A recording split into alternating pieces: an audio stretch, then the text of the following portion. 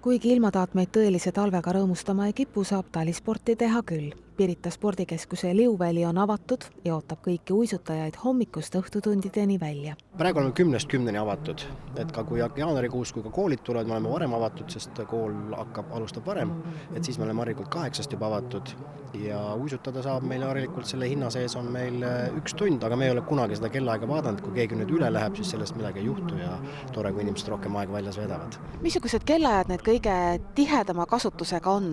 Eks ta jääbki aratavasti praegusel hooajal, enne kui lastel koolivaheaeg algab, siis eks ta jääbki niisugune nädalavahetus ja ütleme, eks ta niisugust lõunast hakkab pihta ja nii nagu on, sinna kuskil 6-7 välja. Muidugi võib oma uisud kaasa võtta, et siis vaid tunnipileti eest maksta, kuid uiske on võimalik laenutada ka koha peal ja varasemad kogemused on näidanud, et tipphooajal võivad uisuriiulid täiesti tühjaks saada.